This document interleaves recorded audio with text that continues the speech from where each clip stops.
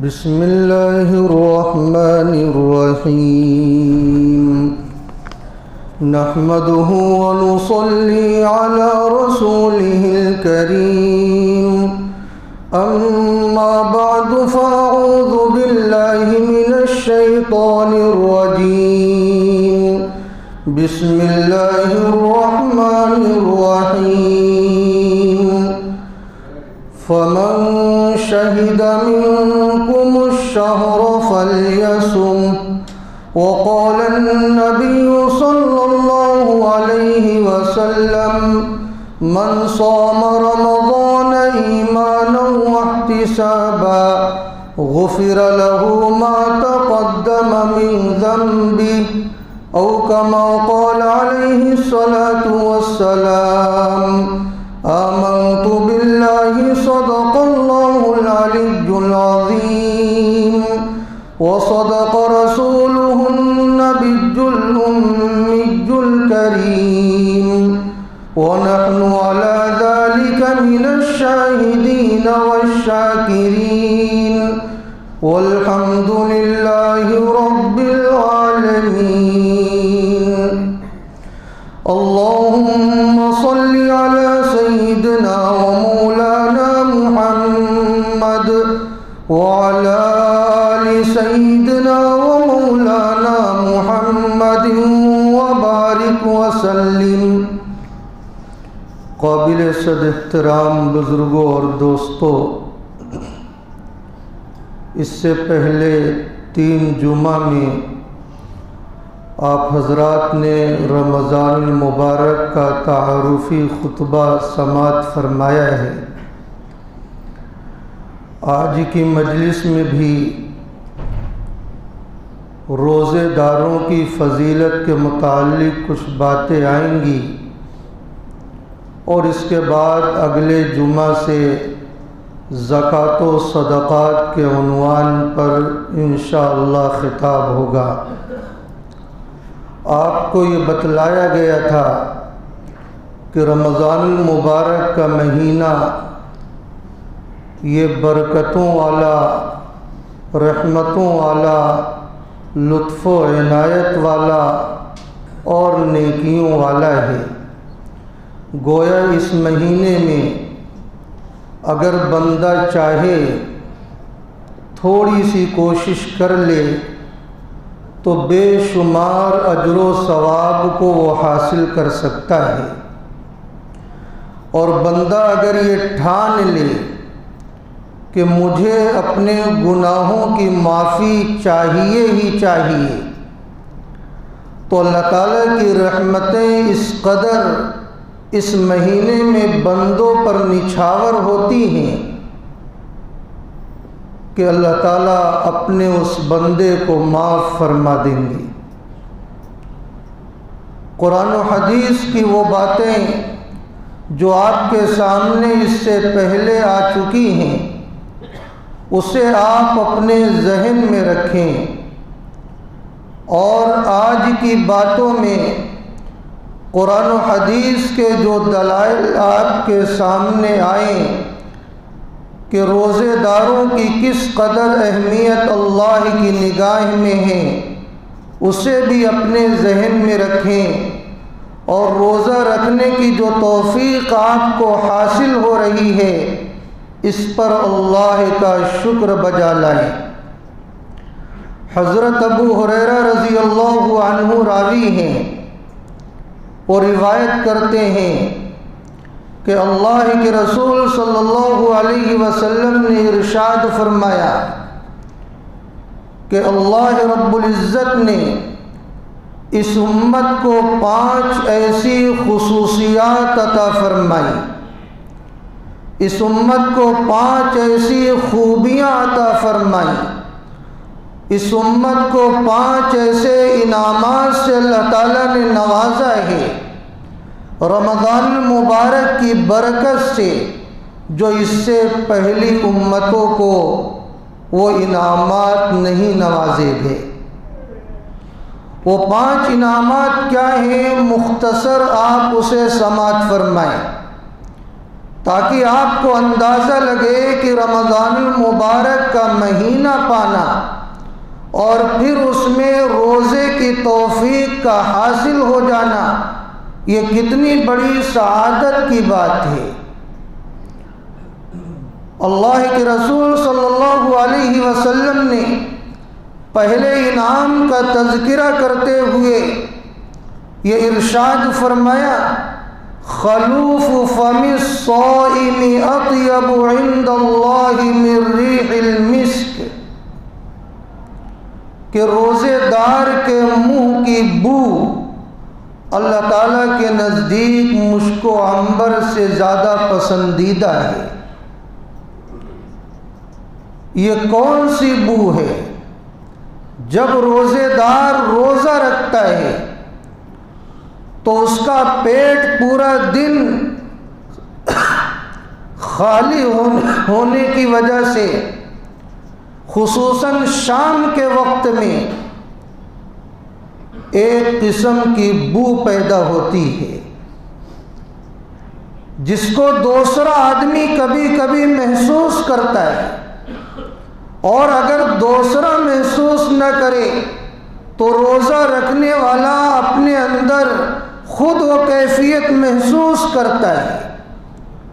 اب یہ جو بو پیدا ہو رہی ہے بظاہر یہ کوئی اچھی چیز نہیں ہے، انسانی طبیعت اس سے نفرت کرتی، انسانوں کو اس سے ناگواری پیدا ہوتی، طبیعت میں تنفر اور تکدر پیدا ہوتا ہے، لیکن پروردگار عالم کو یہ بو اتنی زیادہ پسندیدہ ہے کہ مشک و عنبر سے زیادہ پسندیدہ ہے۔ اس کی وجہ کیا ہے؟ اس کی وجہ یہ ہے کہ اس بو کے پیدا ہونے کا جو ذریعہ ہے وہ روزہ ہے، کہ اللہ کا بندہ اللہ کی خاطر بھوکا رہا ہے، اللہ کا بندہ اللہ کی خاطر پیاسا رہا ہے، اس بھوک اور پیاس کو اللہ کی خاطر برداشت کرنے کی وجہ سے اس کے منہ کے اندر بو پیدا ہو رہی ہے، لہذا اللہ تعالیٰ کو وہ بو بہت زیادہ پسند آتی ہے، اور علماء نے اس کے مختلف وجوہات لکھے ہیں۔ بعض لوگوں نے یہ لکھا ہے کہ اس کا اندازہ بروز محشر ہوگا، کہ جب اعمال تلے گا اس وقت اس کی قیمت کا احساس ہوگا کہ روزے دار جو روزہ رکھ رہا تھا اور اللہ کی خاطر بھوکا اور پیاسا تھا، اور اس کے منہ کے اندر اس کی وجہ سے جو بو پیدا ہو رہی تھی، آج وہ اتنی زیادہ قیمتی ہے کہ میدان محشر میں مشک و عنبر سے زیادہ وہ قیمتی ہوگی۔ اور اسی طرح اللہ تعالیٰ جنت کے اندر اس بو کے عوض میں جو اسے مشک و عنبر اور خوشبو عطا فرمائیں گے وہ کہیں زیادہ دنیاوی مشک و عنبر سے قیمتی ہوگی۔ اور اصل میں بات یہ ہے، اصحاب ذوق نے لکھا ہے کہ اس کا تعلق اسباب محبت سے ہے، کہ جب کسی کو کسی سے لگاؤ ہو جاتا ہے، کسی کو کسی سے پیار ہو جاتا ہے، کسی کو کسی سے انسیت ہو جاتی ہے، تو اس کی خوبیاں تو اچھی لگتی ہی ہیں، اگر اس کے اندر کوئی عیب بھی پیدا ہوتا ہے تو وہ عیب بھی اسے ہنر لگنے لگتا ہے۔ اسی لیے کسی کا کلام سننے سے پہلے جب صاحب کلام کی عظمت اور محبت پیدا ہوتی ہے تو اس کے کلام کی اسی حیثیت سے عظمت اور اہمیت دل میں بیٹھتی۔ آپ کو معلوم ہے کہ یہ مشہور ہے کہ مجنوں کو لیلا کی گلی سے گزرنے والے کتے سے بھی پیار ہوتا ہے۔ کیوں؟ اس لیے کہ وہ کتا لیلا کی گلی سے گزر کر آیا ہے۔ تو پروردگار عالم جب یہ دیکھتے ہیں کہ میرا بندہ میری خاطر بھوکا اور پیاسا ہے اور وہ بھوک اور پیاس کو برداشت کر کے میرا محبوب بن گیا ہے، اور اس بھوک اور پیاس کی وجہ سے اس کے منہ کے اندر بو محسوس ہو رہی ہے جس سے دنیا نفرت کرے، لیکن یہ بندہ میرا محبوب بن گیا ہے، اس کی بو میرے نزدیک مشک و عنبر سے زیادہ قیمتی ہوگی۔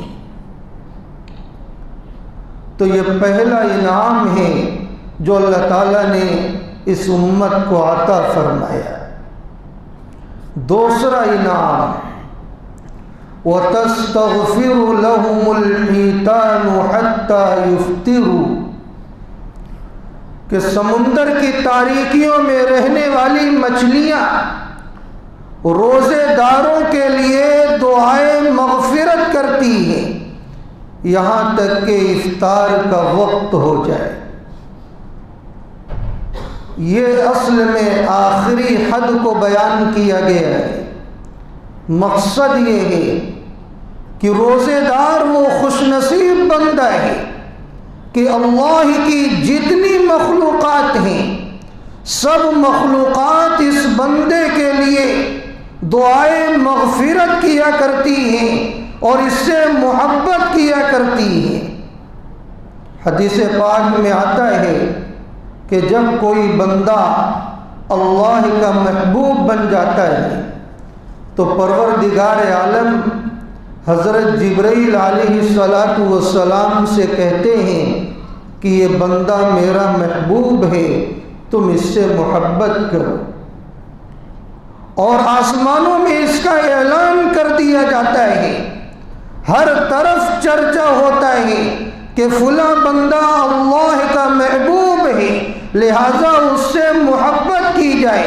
اب آسمانی جو مخلوقات ہیں وہ اللہ تعالیٰ سے محبت کرنے لگتی ہے، اور پھر یہ محبت زمین کے اندر اتاری جاتی ہے، اور اس محبت کو اتنا عام کر دیا جاتا ہے کہ ہر کوئی اس سے محبت کرنے لگتا ہے، چاہے وہ انسان ہو، جنات ہو، حضرات ملائکہ ہو، حیوانات ہو، نباتات ہو، جمادات ہو، ہر کوئی اس سے محبت کرتا ہے کہ یہ اللہ کا پیارا ہے۔ اس کی محبت کو آسمان و زمین میں اتار دیا جاتا ہے۔ روزے دار ان خوش نصیب لوگوں میں سے ہیں۔ یہی وجہ ہے کہ بہت ساری وہ خوش نصیب شخصیات جن کو ہماری نگاہوں نے نہیں دیکھا، مثلا حضرات انبیاء علیہم السلام ہو، حضرات صحابہ رضوان اللہ علیہم اجمعین ہو، تابعین ہو، تبع تابعین ہو، اور ہمارے وہ دیگر اکابرین و اسلاف جن کے ساتھ ہم نے اٹھنا بیٹھنا نہیں کیا، جن کی صحبت ہمیں میسر نہیں ہوئی اور وہ دنیا سے چلے گئے، لیکن آج بھی ان کا نام ہمارے ذہن و دماغ میں بسا ہوا ہے۔ آج بھی ان کا نام اگر سامنے آتا ہے تو ہم عقیدت و محبت سے جھومنے لگتے ہیں، اور اگر کوئی ان کا نام احترام سے نہیں لیتا تو ہم فوراً اس کو متنبہ کرتے ہیں کہ تم احترام کرنا سیکھو، یہ ایسے اللہ کے بندے گزرے ہیں کہ ان کا نام اگر بے احترامی سے لوگے تم اللہ کے نزدیک مبغوض بن جاؤ گے۔ اگر اللہ کا پسندیدہ بندہ بننا ہے تو ان شخصیات کا احترام سے نام لینے والے بن جاؤ۔ تو یہ محبتیں ہمارے دلوں میں پیدا کیوں ہوئی؟ یہ اللہ نے یہ محبت اتاری ہے۔ یہ اسی محبت کا اثر ہے جو اللہ تعالیٰ اپنے نیک بندوں کی محبتوں کو دنیا میں اتار دیا کرتے ہیں۔ کیوں؟ وہ اللہ کے محبوب بنے تھے، اللہ کی مرضیات کے اعتبار سے انہوں نے اپنی زندگی گزاری تھی، اللہ کی چاہت کو اصل چاہت سمجھا تھا اور اللہ کی رضا کو سب سے بڑی نعمت اور سب سے بڑی دولت تصور کیا تھا۔ تو آج روزے دار کو یہ نعمت نصیب ہے کہ جب اللہ کی خاطر وہ کھانے اور پینے کو چھوڑتا ہے، خواہشات کو ترک کر دیتا ہے، تو اللہ تعالیٰ اس کی محبت آسمانوں میں اور دنیا میں اتار دیتے۔ اللہ تعالیٰ ہمیں یہ دولت نصیب فرمائے۔ تیسرا انعام، وَيُزَيِّنُ اللَّهُ عَزَّ وَجَلَّ كُلَّ يَوْمٍ جَنَّتَهُ، کہ اللہ تعالیٰ ہر دن اپنی جنت کو آراستہ پیراستہ کرتے رہتے، اسے سنوارتے ہیں، اور اللہ تعالیٰ جنت کو مخاطب کر کے یہ کہتے ہیں کہ عنقریب میرے وہ بندے جو دنیا کے اندر مشقتیں جھیل رہے ہیں اور میری خاطر صعوبتوں کو اٹھا رہے ہیں، عنقریب میرے وہ نیک بندے ان صعوبتوں اور پریشانیوں کو اپنے سروں سے اتار کر تیرے پاس آنے والے ہیں۔ گویا یوں کہیے کہ جب اللہ تعالیٰ جنت کو سنوارتے ہیں، جنت کو ہر دن جو سجایا جاتا ہے، تو جنت اللہ تعالیٰ سے یہ سوال کرتی ہے کہ پروردگار عالم، مجھے یہ کس کے لیے سجایا جا رہا ہے، مجھے کن خوش نصیبوں کے لیے سنوارا جا رہا ہے، آخر وہ بندے میرے پاس کب آئیں گے؟ وہ جنت ان بندوں کی طالب بنی رہتی ہے کہ وہ کون خوش نصیب بندے ہیں جن کے لیے اللہ مجھے سنوار رہا ہے۔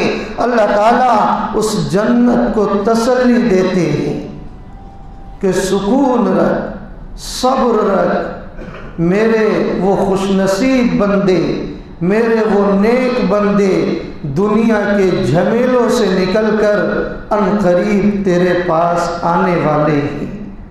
اب جنت کو تسلی ہو جاتی ہے۔ تو اللہ تعالیٰ رمضان کی برکت سے ہر دن جنت کو آراستہ اور پیراستہ کرتے ہیں۔ یہ تیسرا انعام اس امت کو دیا گیا۔ چوتھا انعام، وَتُصَفَّدُ فِيهِ مَرَدَةُ الشَّيَاطِينِ، کہ رمضان میں سرکش شیاطین کو قید کر دیا جاتا ہے۔ یہی وجہ ہے کہ اللہ کے گنہگار بندے رمضان میں ان گناہوں تک نہیں پہنچتے جن گناہوں تک غیر رمضان میں پہنچا کرتے ہیں۔ آپ اس کا مشاہدہ کر کے دیکھیں، بڑے سے بڑا گنہگار ہو، بڑے سے بڑا نافرمان ہو، جب رمضان المبارک کا بابرکت مہینہ آ جاتا ہے تو اس کے گناہوں میں کمی ہو ہی جاتی ہے۔ یہ اسی کا اثر ہے کہ شیاطین کو قید کر دیا جاتا ہے، اور یہ اللہ کا ہم پر بہت بڑا فضل و احسان ہے۔ کیوں؟ اس لیے کہ اللہ تعالیٰ یہ چاہتے ہیں کہ رمضان المبارک میں جو میری رحمتیں اترنے والی ہیں، جو میری عنایتیں بندوں کے ساتھ روز مرہ ہونے والی ہیں، جو میں اپنے بندوں کو چھوٹے سے چھوٹے عمل پر بے شمار نیکیاں عطا کرنے والا ہوں، جہنم سے آزادی کا جو پروانہ میرے بندوں کو ملنے والا ہے، اور شب قدر جیسی عظیم رات میرے بندوں کو عطا ہونے والی ہے، اور اللہ تعالیٰ بہانے بہانے سے اپنے بندوں کی مغفرت کے فیصلے کرنے والے ہیں، کہیں یہ شیطان اس راہ میں رکاوٹ نہ بن جائے، میرے بندوں کو محروم کرنے کرنے والا نہ بن جائے، میرے بندوں کو غافل کرنے والا نہ بن جائے۔ اس لیے اللہ تعالیٰ نے ان شیاطین کو قید فرما دیا تاکہ میرے بندوں کو یہ بہکا نہ سکے۔ یہ اللہ کا ہم پر بہت بڑا فضل و احسان ہے۔ اب سوال یہ پیدا ہوتا ہے کہ جب شیاطین قید کر دیے گئے تو پھر بہت سارے بندے گناہ کیوں کرتے؟ اس کے مختلف جوابات دیے گئے۔ عقل میں آنے والے کچھ جوابات کو سماعت فرمائیے۔ اصل میں یہ انسان جو پورا سال گزارتا ہے، جو انسان گناہ میں ملوث ہوتا ہے، گناہ کرنے کا 11 مہینے عادی ہوتا ہے، تو اس کے نفس کی جو عادت ہوتی ہے یہ اسی کا اثر ہوتا ہے جو رمضان المبارک میں اس سے گناہ ہو جاتا ہے۔ اور شیطان اپنے کچھ چیلوں کو تیار کر کے گیا رہتا ہے جو انسانی شکل میں شیطان کا کام کرتے ہیں۔ ایسے بھی انسان ہوتے ہیں کہ شیطان ان پر پورے 11 مہینے اتنی محنت کرتا ہے کہ اگر میں غائب ہو جاؤں تو تم میرا کام کرتے رہنا۔ وہ جو انسانی شکل میں جو شیطان کے چیلے ہیں وہ دوسرے کو بہکاتے رہتے ہیں اور وہ غفلت میں ڈالتے رہتے ہیں، جس کی وجہ سے یہ انسان گناہ میں مبتلا ہوتا رہتا ہے۔ الغرض یہ چوتھا انعام اللہ کی طرف سے ہمیں عطا کیا گیا ہے کہ اللہ تعالیٰ نے اپنے فضل اور احسان کا معاملہ ہم پر فرمایا کہ بہکانے والے سرکش شیاطین کو اللہ نے قید کر دیا تاکہ رمضان المبارک کے جملہ فیوز و برکات سے ہم آسانی کے ساتھ مستفید ہو سکیں۔ پانچواں انعام وَيُغْفَرُ لَهُمْ فِي آخِرِ لَيْلَةٍ، کہ جب رمضان المبارک کی آخری رات ہوتی تو اللہ تعالیٰ سب کی مغفرت کے فیصلے فرما دیتے ہیں۔ یعنی جن لوگوں نے رمضان المبارک کا احترام کیا، روزہ رکھا، سحر اور افطار کیا، تراویح کی نماز ادا کی، تلاوت قرآن کیا، ذکر و اذکار کیا اور مختلف عبادتوں کے ذریعے اللہ تعالیٰ کو راضی کرتا رہا، اللہ سے معافی مانگتا رہا، جب یہ آخری رات ہوتی ہے تو اللہ تعالیٰ ان سب بندوں کی مغفرت کے فیصلے فرما دیتے ہیں۔ حضرات صحابہ کرام رضوان اللہ علیہم اجمعین نے جب یہ سنا تو ان حضرات کو یہ لگا کہ شاید وہ رات شب قدر ہو، تو عرض کیا کہ اللہ کے رسول صلی اللہ علیہ وسلم کیا وہ شب قدر ہوتی ہے؟ آپ صلی اللہ علیہ وسلم نے ارشاد فرمایا نہیں، بلکہ اللہ کا یہ دستور ہے کہ کام مکمل ہونے پر مزدور کو پوری مزدوری سے نوازا جاتا ہے۔ اگر ہماری مغفرت ہو جائے تو رمضان میں جو ہم نے محنتیں کی ہیں، جو ہم نے مجاہدہ کیا ہے، ہماری محنت کا ثمرہ ہمیں مل گیا اور ہمیں کیا چاہیے؟ مغفرت ہو گئی، بیڑا پار ہو گیا۔ اللہ ان بندوں کی مغفرت فرماتے ہیں جن بندوں سے اللہ راضی ہو جاتے ہیں۔ اللہ ان بندوں کی مغفرت فرماتے ہیں جن بندوں کو اللہ جنت میں داخلہ عطا فرمانا چاہتے ہیں۔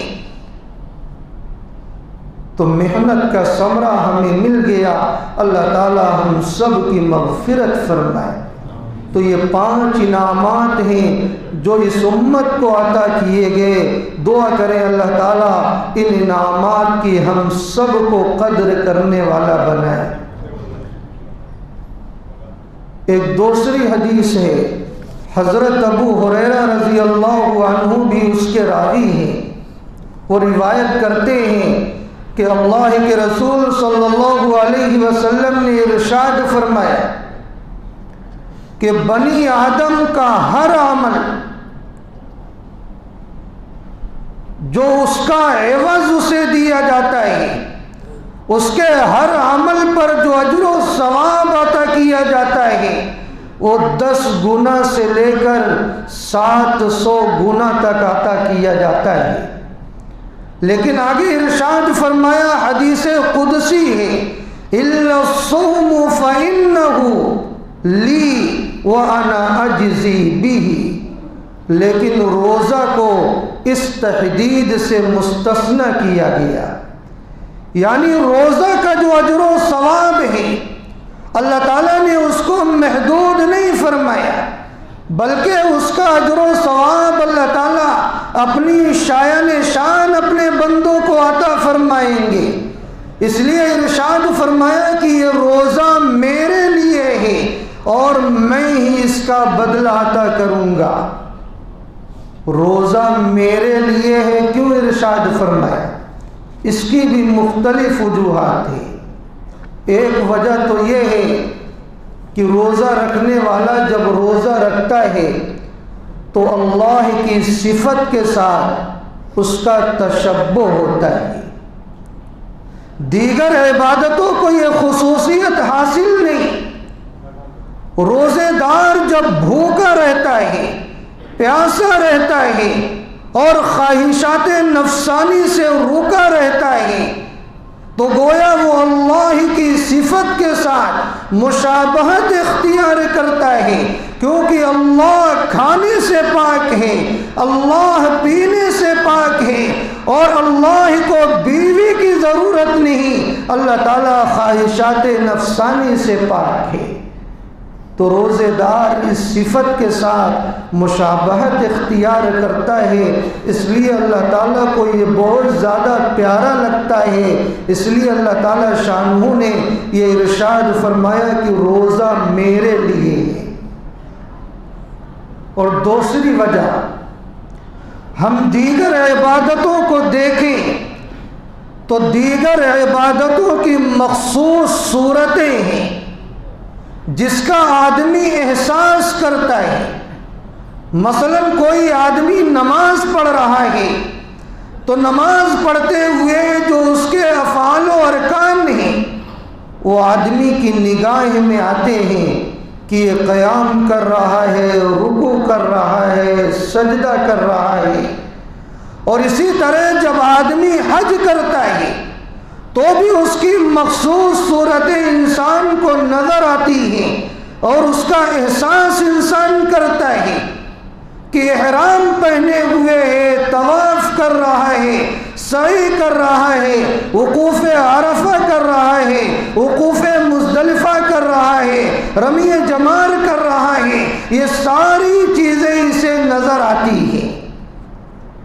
لیکن روزہ ایک ایسی، اسی طرح زکوٰۃ کہ جب مال دیتا اور لیتا ہے تو یہ بھی اسے نظر آتا ہے، لیکن روزہ ایک ایسی عبادت ہے جو انسان کو نظر نہیں آتی۔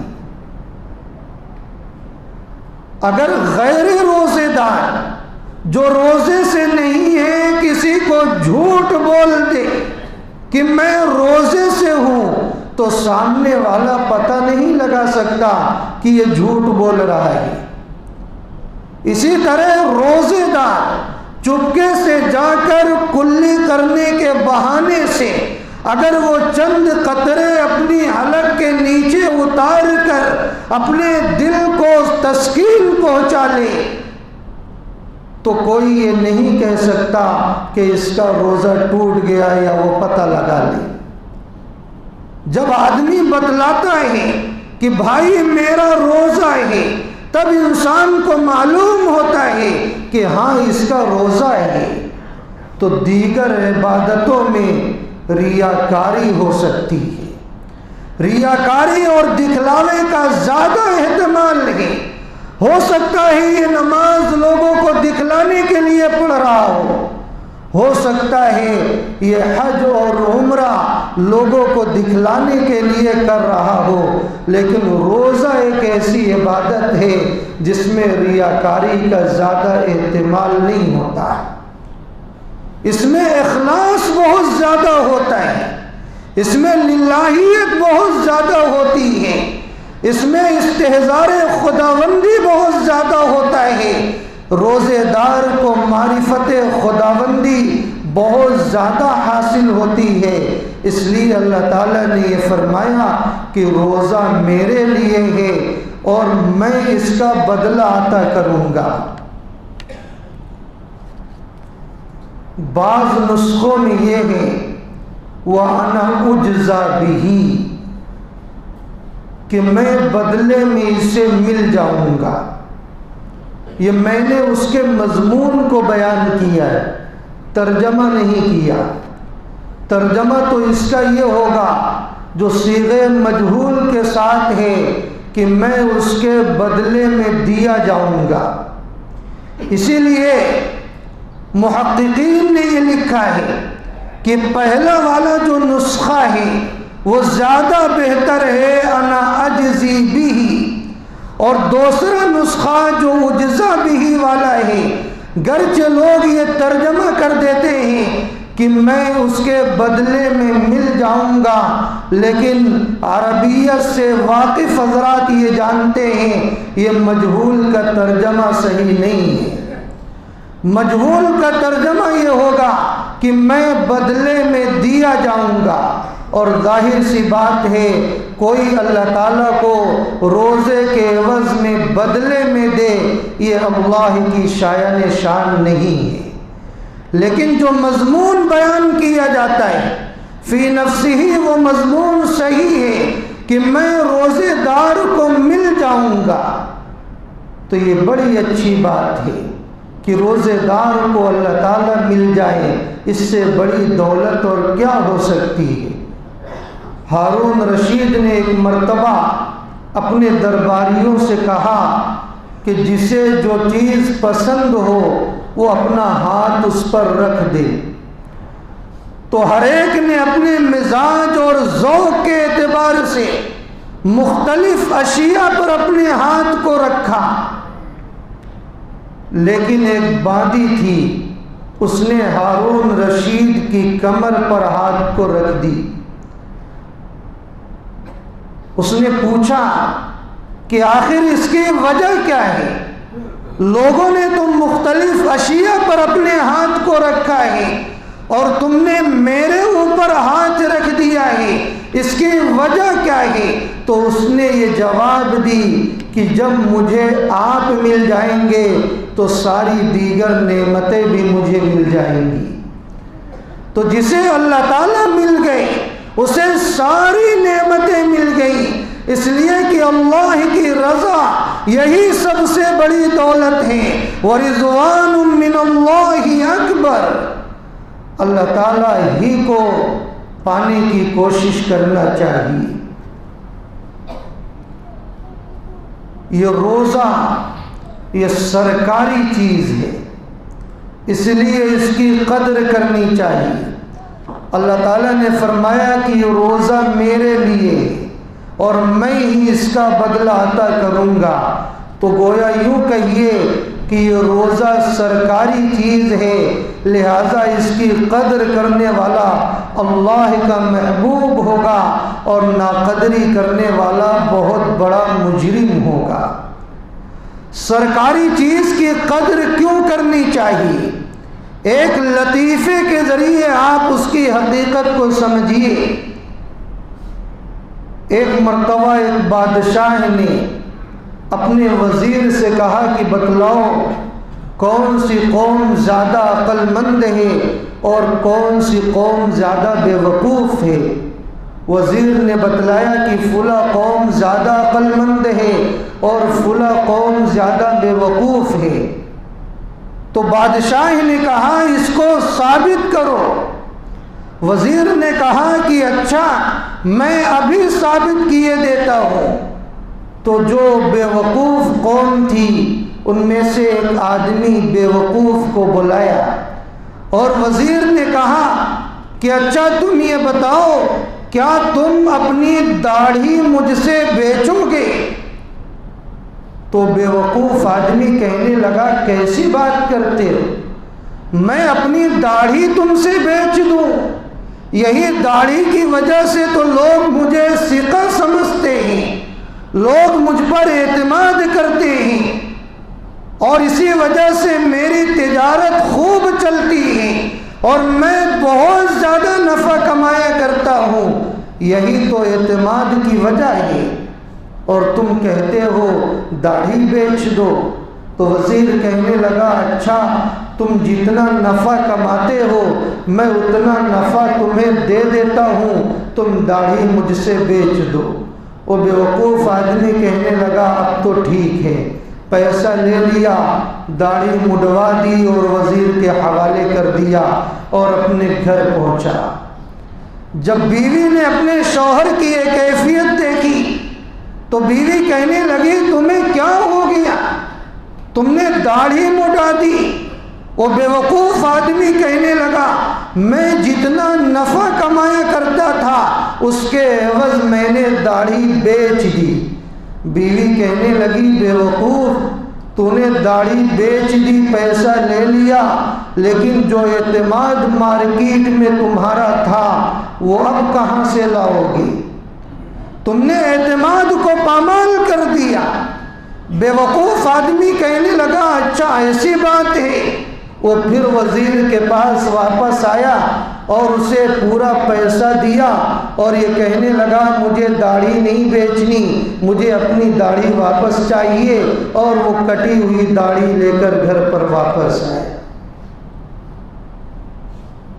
تو اس کی داڑھی بھی گئی اور پیسہ بھی گیا۔ وزیر نے عقل مند قوم سے ایک آدمی کو بلایا اور اس سے یہی سوال کیا کیا تم اپنی داڑھی مجھ سے بیچو گے؟ وہ حیرت زدہ ہو گیا، ایسا کیسے ہو سکتا ہے؟ لوگ اس کی وجہ سے مجھ پر اعتماد کرتے ہیں، میری تجارت چلا کرتی ہے۔ وزیر کہنے لگا پورا نفع میں دوں گا، تم داڑھی مجھ سے بیچ دو۔ عقل مند کہنے لگا ٹھیک ہے، پورا پیسہ عقل مند نے لے لیا۔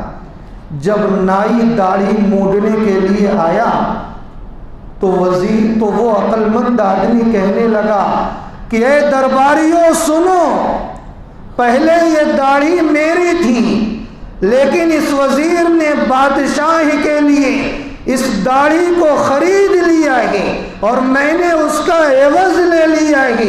اب یہ داڑھی میری نہیں ہے بلکہ یہ داڑھی اس بادشاہ کی ہے۔ اب اگر داڑھی نائی موڑتا ہے تو گویا وہ بادشاہ کی داڑھی موڑ رہا ہے، لہذا استورا چلانے سے پہلے سوچ لینا۔ اب وزیر فوراً یہ کہنے لگا کہ نہیں، نائی کو روک دیا، بادشاہ کی داڑھی پر اس طرح نہیں چلنا چاہیے، یہ تو بادشاہ کی بہت بڑی بدنامی ہے۔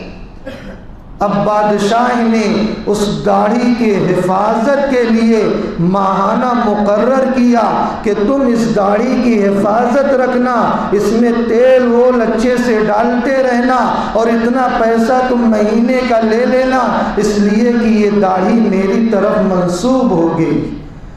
تو یہ روزہ سرکاری چیز ہے، الا الصوم فإنه لی، اللہ نے اپنی طرف منسوب کیا ہے، اس کی قدر دانی ہونی چاہیے۔ روزے کو اگر آپ نے غیبت کے ذریعے پامال کیا ہے، جھوٹ کے ذریعے پامال کیا ہے، روزہ خوری کے ذریعے پامال کیا ہے تو آپ بہت بڑے مجرم ہیں اللہ کی نگاہ میں، اور اس کی وعید آپ سن چکے ہیں کہ جو روزے میں اپنی مغفرت نہ کرا لے، رمضان میں اپنی مغفرت نہ کرا لے تو اس کے لیے بد دعا حضرت جبرائیل علیہ السلام نے کی ہے اور آمین آپ صلی اللہ علیہ وسلم نے کہی ہے۔ اللہ تعالی ہم سب کو رمضان کے فیوز و برکات سے مالا مال فرمائے، اس کی قدر دانی کی توفیق عطا فرمائے، ناقدری سے ہم سب کی حفاظت فرمائے۔ صرف ایک مسئلہ سن لیں، یہ مسئلہ بہت زیادہ لوگ پوچھا کرتے ہیں کہ روزے کی حالت میں قے ہو گئی، تو اکثر و بیشتر یہ سوچتے ہیں کہ اگر کسی کو قے ہو گئی، جس کو الٹی کہا جاتا ہے، وہ ہو گئی تو روزہ ٹوٹ گیا، اور کتنے لوگ روزہ اسی گمان میں توڑ دیتے ہیں، حالانکہ ایسا نہیں ہے۔ اگر کسی کو قے خود بخود ہوتی ہے، چاہے تھوڑی ہو یا منہ بھر کر ہو، روزہ اس حالت میں نہیں ٹوٹتا ہے۔ ہاں اگر کوئی جان بوجھ کر قے کرتا ہے تو اگر تھوڑی قے ہے تو اس سے بھی روزہ نہیں ٹوٹے گا، اور اگر زیادہ قے ہے تو اس سے روزہ ٹوٹ جائے گا۔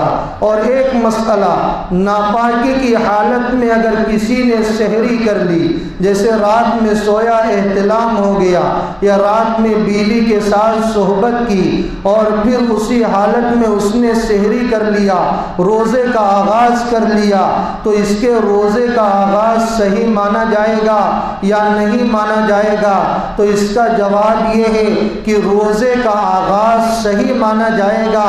ہاں یہ ضرور بہتر ہے کہ اسے چاہیے کہ پہلے غسل کر لے، ناپاکی کی حالت میں سحری نہ کرے، کیونکہ روزہ بہت بابرکت عمل ہے، اس کا آغاز پاکی کی حالت میں کرنا چاہیے۔ اللہ تعالی ہم سب کو حسن عمل کی توفیق عطا فرمائے، آمین۔ وآخر دعوانا ان الحمد للہ رب العالمین۔